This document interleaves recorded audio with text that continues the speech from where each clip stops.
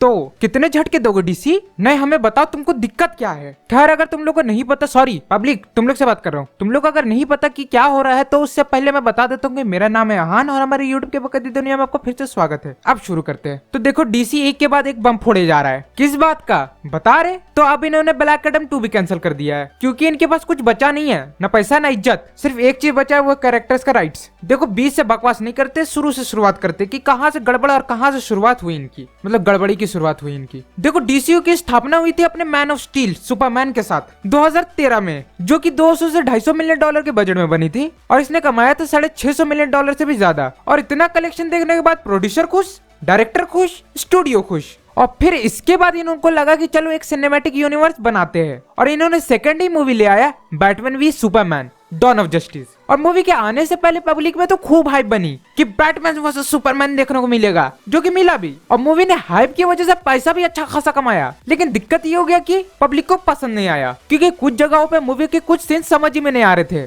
कि ऐसा क्यों का है, कैसे हो रहा है। लेकिन रिलीज के कुछ टाइम के बाद हमें ये पता चला कि ऐसा इसलिए हो रहा था क्योंकि एक्चुअल में जैक स्नाइडर जो कि इस मूवी के डायरेक्टर थे, उन्होंने 3 घंटे की मूवी बनाई थी। लेकिन यहाँ पर अपना स्टूडियो आ गया वार्नर ब्रोस, ये कहने की भैया लंबी मूवी बहुत ज्यादा है, इसको 2.5 घंटे की करो। जिस वजह से मूवी के डायरेक्टर कट को तो पब्लिक ने पसंद किया लेकिन थिएटर कट को नहीं, क्योंकि वही दिक्कत था कि कुछ सीन सेंसलेस लग रहे थे। लेकिन फिर इसके बाद आई इनकी सुसाइड स्क्वाड, जो कि मूवी अच्छी थी और देखने में मजा भी आया, खास करके हार्ली क्विन को, क्योंकि हमको इनसे मुद्दे पे भड़कते पॉइंट पाते हैं। देखो इस मूवी के आने के बाद पब्लिक ने डीसी पे फिर से भरोसा किया क्योंकि कितना ही मार्वल देख लोगे। और इन दोनों मूवी को 2016 में खत्म करके 2017 में आई इनकी वंडर वुमेन, जो कि बहुत सही रही, पब्लिक को मजा भी आया और मूवी ने पैसा भी कमाया और क्रिटिक्स की तारीफ भी। और इसके बाद ही 17 नवंबर 2017 को एक बॉम्ब गिरा, जस्टिस लीग। और इस बॉम्ब के गिरने के बाद सब कुछ बदल गया, चारों तरफ शांति और छाती पीट के रोने वाले ऑडियंस बचे, क्योंकि इस मूवी के बाद जो काम खराब होना शुरू हुआ वो आज तक रुकने का नाम नहीं ले रहा। क्योंकि जस्टिस लीग ओरिजिनली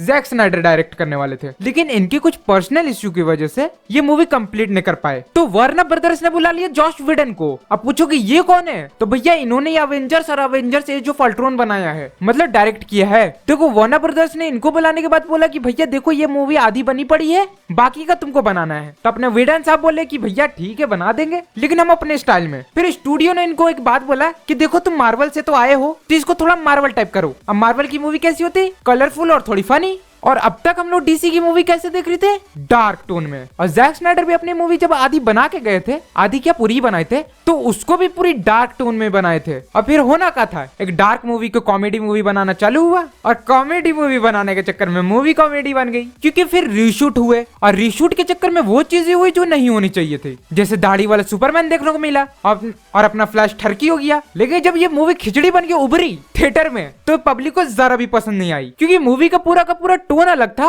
और मूवी को फिर अलग टोन में शूट किए वापस से। और बस पब्लिक छाती पीट के रोने लगी, बोलने लगी hashtag release the Snyder cut. और इन मूवी पे काम करने वाले एक्टर भी फिर पीछे नहीं हटे, हौस द जोश बोल के कूद पड़े सोशल मीडिया में, बोलने लगे कि रीशूट के टाइम पे डायरेक्टर का बर्ताव अच्छा नहीं था सेट पे, ये मूवी एक्चुअल में बुरी मूवी थी, हम लोग को भी जैक स्नाइडर का स्नाइडर कट देखना है। और यही सबको लेके बहुत बवाल हुआ और मूवी आई भी, लेकिन 2021 में HBO मैक्स में। लेकिन इस मूवी पर बात करने से पहले जानते कि 2017 के जस्टिस लीग के बाद कौन सी मूवी आई, तो उसके बाद आई थी एक्वामैन, जिसने बस सचमुच इज्जत बचा ली था डीसी का, क्योंकि ये इकलौती मूवी DCU के अंदर जिसने $1 बिलियन क्रॉस किया है। लेकिन जहां ये मूवी अच्छा बिजनेस तो कर रही थी, लेकिन वही DCU के अंदर जंग छिड़ा पड़ा था। किस बात का, क्योंकि जैक स्नाइडर का कहना था कि उनको क्रिएटिव कंट्रोल नहीं मिला करता था जब वो वार्नर ब्रदर्स के लिए मूवी डायरेक्ट कर रहे थे, क्योंकि जहां ये 3 घंटे की मूवी बना रहे थे उसको काट के 2.5 घंटे की कर दिया जा रहा था, और जहां ये 2.5 घंटे की मूवी बना रहे थे वहां काट के 2 घंटे की कर दिया जा रहा था। और बैटमैन वी सुपरमैन के टाइम ये इस मूवी का नाम ही कुछ और रखने वाले थे, लेकिन स्टूडियो को लगा कि भैया यही नाम सही है तो यही रख दो। और फिर यहाँ पर आते हैं एक्टर के मसले पे, जहाँ इस मूवी के एक्टर हेनरी कैविल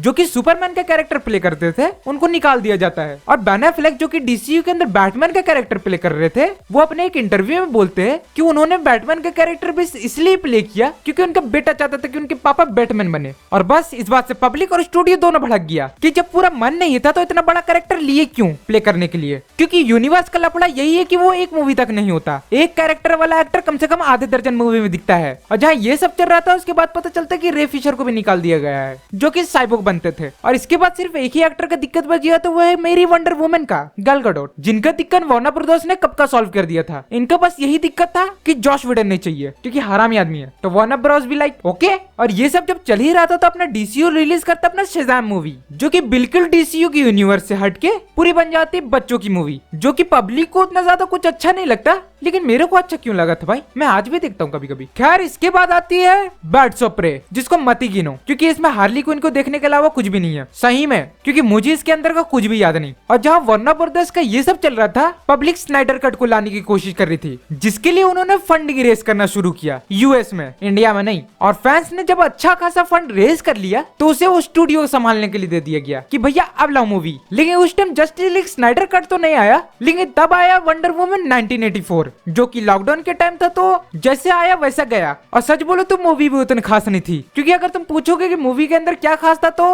मैं बस बोलूंगा मेरी डायना, बस, क्योंकि मेरे को विलेन तो एकदम अच्छा नहीं लगा था। और सुपर हीरो मूवी का यही तो मेन बात है, विलेन जब तक से हीरो से पावरफुल नहीं होगा तब तक मजा कैसे आएगा। लेकिन इसके बाद फाइनली हमें 4 साल के बाद देखने को मिलता है जस्टिस लीग स्नाइडर कट, जिसको देखने से पहले मैं जस्टिस लीग 2017 वाली को उतना बुरी नहीं समझता था, क्योंकि मेरे को ठीक ही ठाक लग रहा था। लेकिन जब मैंने जैक स्नाइडर का जस्टिस लीग देखा तब मेरे को लगा कि वीडन ने गुड़गुबार तो किया था, क्योंकि ऐसे ऐसे सीन्स को काट के हटा दिया गया कि तुम भी एक बार सर पटक के बोलोगे भाई इसको क्यों हटाया। लेकिन ऐसा भी नहीं कि स्नाइडर साहब ने कुछ मास्टरपीस बना दिया था, क्योंकि मूवी 4 घंटे की बना दी थी उन्होंने, क्योंकि 4 घंटे की मूवी में लास्ट का आधा घंटा तो अगली मूवी का हिंट देने में ही निकाल दिए। और एक दो कैरेक्टर जो कि मेरे को ऐसा लगा कि भाई इसको अगली मूवी में ही दिखा देते, क्योंकि ऐसा कुछ खास काम था नहीं इसका मूवी के अंदर। उसके बाद तो पब्लिक अलग ही चालू हो गई। जॉश विडन हुतिया डायरेक्टर है, डब्ल्यू भी हुतिया है, हम हुतिया है, हम क्या हुतिया पे। खैर उसके बाद पब्लिक फिर अलग डिमांड में पहुंच गई, क्योंकि ये वाला तो पूरा हो गया ना कि हेनरी कैविल चाहिए एज सुपरमैन, बेन एफ्लेक चाहिए एज बैटमैन, साइबॉर्ग चाहिए, सॉरी साइबॉर्ग किसी को नहीं चाहिए। लेकिन डीसी ये देने की जगह लाते हैं दी सुसाइड स्क्वाड, जो कि मस्त मूवी थी, क्योंकि इसमें मेरी हार्ली थी और हमारे यू कांट सी मी भी थे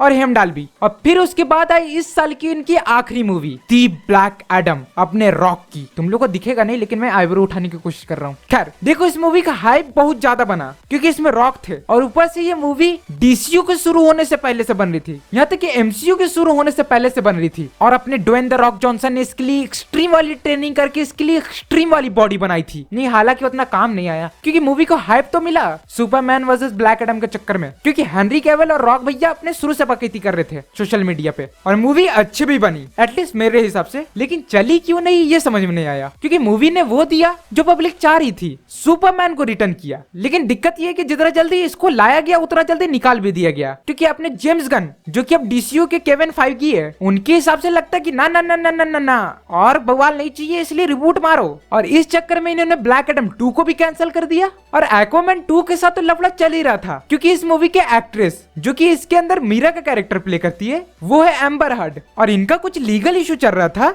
जो कि खत्म हो गया, लेकिन इसके साथ इनका करियर भी। और इससे ज्यादा हम इसके बारे में कुछ भी नहीं बता सकते, इसलिए तुमको जानना है तो गूगल में जाओ। और अब आते हैं अपने दी फ्लैश के ऊपर। देखो इनकी मूवी भी अनाउंस हो गई है, लेकिन इसके बारे में अब कुछ अपडेट नहीं आ रहा कि आएगी कि नहीं आएगी, क्योंकि इस मूवी के जो एक्टर है एजरा मिलर वो कतई कांडी आदमी है भाई, क्योंकि इस बंदे ने कहीं रेस्टोरेंट के अंदर किसी को जाके कूट दिया या किसी पर गन दिखा दी या कहीं से बच्ची किडनैप करके ले आया और फूकता सो अलग। तो इसका लंबा लिफाफा चल रहा है, जो कि सच है या झूठ मेरे को बिल्कुल नहीं पता, लेकिन ये सब केस है इन पे। और इनकी ऐसी इमेज के साथ इनकी मूवी लाना भाई वार्नर ब्रदर्स छोड़ो मेरे लिए मुश्किल है। वैसे मेरा औकात नहीं है लाने का, लेकिन कहने में कहा जाता है। खैर अब इसके बाद डीसी का अंदर बचा कौन है, वंडर वुमन 3। देखो इनका भी लग गया है, क्योंकि 1984 के साथ जो हुआ वो जेम्स गन दोबारा नहीं देखना चाहते सेम डायरेक्टर के साथ, इसलिए डायरेक्टर ही चेंज कर दिया। और इतना लंबा हम कहानी बताने के बाद अब मेरे को लग रहा है कि डीसी करेगा क्या, क्योंकि इन्होंने एक्टर डायरेक्टर सीईओ सब चेंज कर दिया अभी तक। अभी इनके पास जिंदा बचे सिर्फ एक ही सोलो सुपर हीरो का मूवी है, वो है शज़ाम। और दुआ करते कि इसके साथ कोई गड़बड़ ना हो, लेकिन अपने जेम्स गन का कोई भरोसा नहीं, मूड सटकेगा तो इसको भी कैंसिल कर देगा, बोले हटाओ हमारी कहानी में फिट नहीं बैठ रहा। अबे कौन सी कहानी लिख रहे हो बे। लेकिन सचमुच यार शज़ाम के बाद कौन सी मूवी आएगी, क्योंकि सबके साथ कुछ ना कुछ लफड़ा तो है ही। खैर ये तो वक्त के साथ पता चल ही जाएगा। लेकिन तुमको ये मेरी वीडियो अच्छी लगी जिसमें मैंने बहुत मेहनत की है, तो वीडियो को लाइक कर दो